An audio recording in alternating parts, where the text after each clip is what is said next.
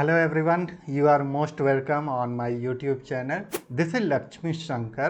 So हम लोग already core web वाइटर series में LCP लार्जेस्ट कंटेंटफुल पेंट का पार्ट 1 पार्ट 2 दो वीडियोस ऑलरेडी बना चुके हैं, उसमें डिटेल में डिस्कस कर चुके हैं. Today we are going to discuss part 3.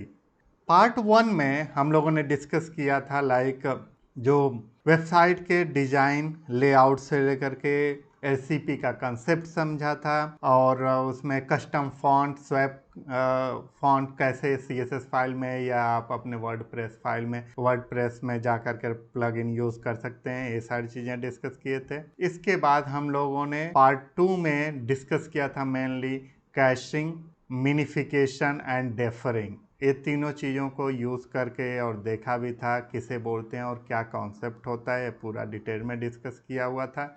Image को कैसे ऑप्टिमाइज करते हैं, ये सारी चीज़ों को डिस्कस किया था. Today we are going to discuss part 3 और पार्ट 3 में देखते हैं ये भी एक बहुत इम्पॉर्टेंट कोर वेब राइटर का पार्ट LCP का है, पार्ट 3 है.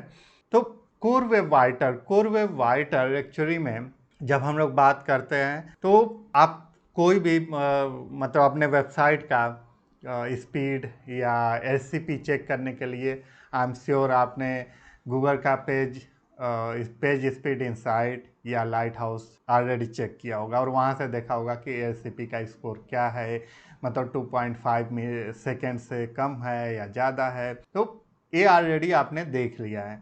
लेकिन आपको मालूम है कि जो स्पीड इनसाइट जो आप चेक करते हो लाइट हाउस पे, जो आप जा करके चेक करते हो LCP का स्कोर, एक्चुअली में वो गूगल कंसीडर नहीं करता है रियल में जब वो जाता है आपका स्कोर चेक करने के लिए, जो स्कोर आप के लिए बनाता है. तो जो आप पेज इनसाइट पे आप जाकर पेज स्पीड इनसाइट पे आप जाकर के चेक करते हो वो होता है लैब डेटा, और गूगल जो एक्चुअल में देखता है आपका LCP वो देखता है फील्ड डेटा से. और फील्ड डेटा कैसे होता है, वो रियल यूज़र के इंटरेक्शन से होता है. यानी जब रियली में यूज़र आपके पेज पे इंटरेक्ट कर रहा होता है तो उस डेटा को वहाँ से लेता है और उस पर आपके वेबसाइट का LCP स्कोर वो चेक करता है. अब एक एग्जांपल ले लेते हैं. सपोज दैट आप मतलब स्कूटी या बाइक या कार जब खरीदते हो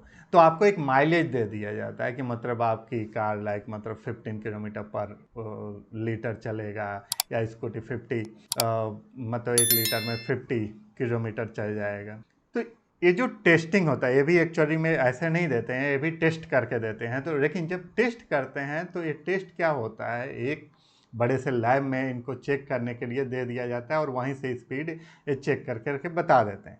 लेकिन जब रियल लाइफ में आप जब उस कार को लेते हो, स्कूटी को लेते हो या बाइक को लेते हो और चलाते हो तो क्या आपको सेम वही स्पीड मिलती है, सेम वही माइलेज मिलता है जो कि वो बताए होते हैं स्टैंडर्ड? शायद नहीं मिलता है. और इसके पीछे रीज़न क्या है, क्योंकि जब रियल लाइफ में आप कार या बाइक चलाते हो तो आपको बहुत सारी चीज़ें होती हैं. आपको ट्रैफिक आ जाता है, बहुत सारे जाम लग जाते हैं, कोई जानवर आ जाता है, आपको रुकना पड़ता है, ब्रेक मारना पड़ता है. तो इस केस में आपका जो माइलेज होता है वो कंपैरेटिवली उससे डिफर करता है, कम होता है.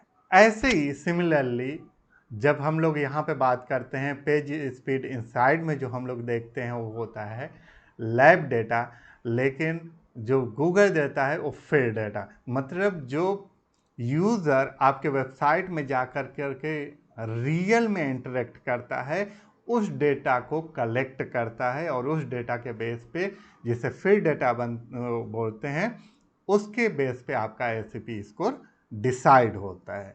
I hope lab data and field data आपको क्लियर हो गया होगा. अब यहाँ पर जैसे मैंने स्क्रीनशॉट लिया हुआ है web.dev वेबसाइट से, इसमें आपको देखने को मिल जाएगा ये है फील्ड डेटा. ये जो टॉप में ऊपर वाला पोर्शन है ये पूरा फील्ड डेटा की बात हो रही है. यहाँ पर ये फील्ड डेटा है, ठीक है. नीचे वाला जो पोर्शन है यहाँ पे लैब डेटा का बात हो रहा है. ये लैब डेटा हो गया, ये लैब डेटा हो गया, ठीक है. नीचे वहाँ ये हो गया फील्ड डेटा, ये हो गया लैब डेटा. फील्ड डेटा में जब यूज़र मतलब गूगल देखता है तो ये कैसे डिसाइड करता है?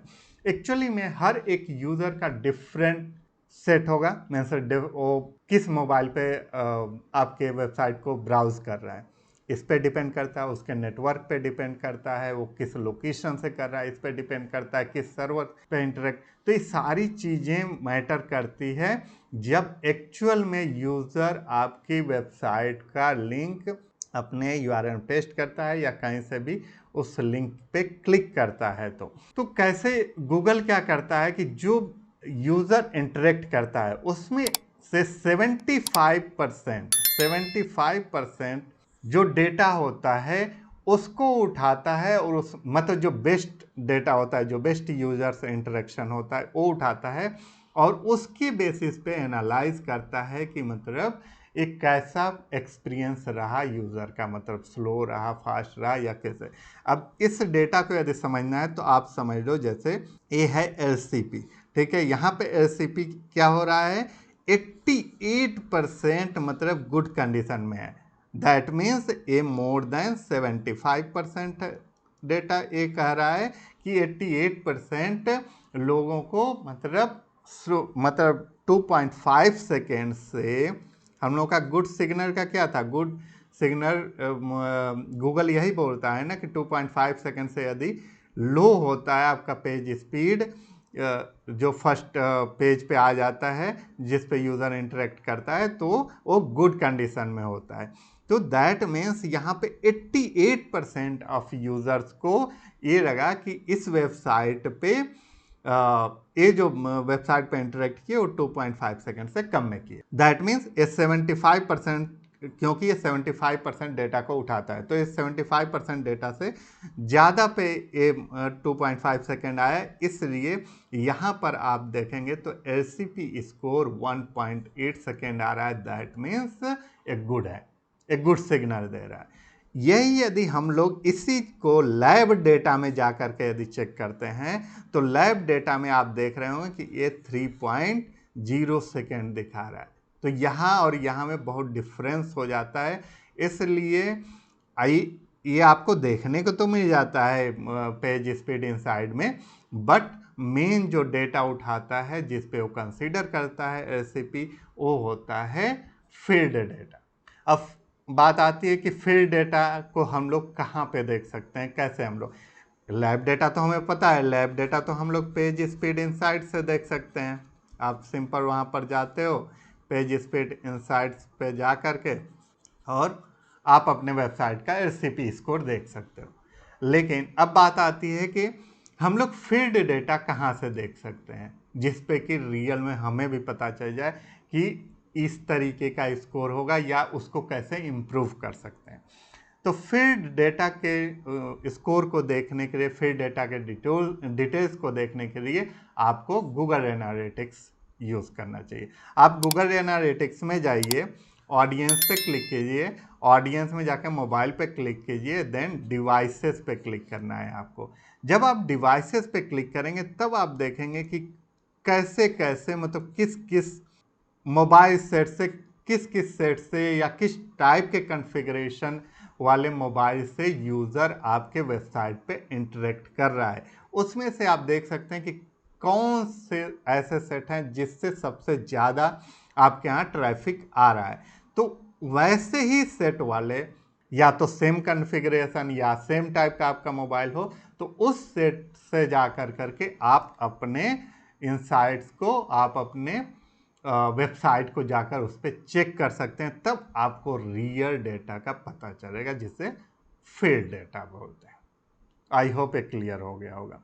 अब कोई कोई कुछ लोग बोलते हैं कि मतलब गूगल सर्च कंसोल में जाते हैं जब, तो कोर वेब वाइटर का जो स्कोर होता है वो उनको इंसाइट्स नहीं दिखाता है। इसके पीछे रीज़न होता है, कोर वेब वाइटर का इसलिए नहीं दिखाता है क्योंकि आप एक कोर वेब राइटर कहाँ से डेटा उठाता है, फील्ड डेटा से, और फील्ड डेटा अभी आपके या तो आपकी वेबसाइट बिल्कुल न्यू है, एक ये रीज़न हो सकता है। दूसरा रीज़न ये हो सकता है कि आपकी वेबसाइट के लिए गूगल के पास अभी डेटा अवेलेबल ही नहीं है, ज़्यादा डेटा ही नहीं है, तो एनालिसिस क्या करेगा, क्योंकि ये तो फील्ड डेटा देता है। कोर वेब राइटर जो होता है वो फिर डेटा से कलेक्ट किया जाता है, और फिर डेटा आपके पास अभी है ही नहीं इतना क्वांटिटी में कि वो एनालिसिस करने के लेवल का हो, तो इसलिए गूगल आपके स्कोर में, कोर वेब राइटर में, गूगल सर्च कंसोल में नहीं दिखाता है।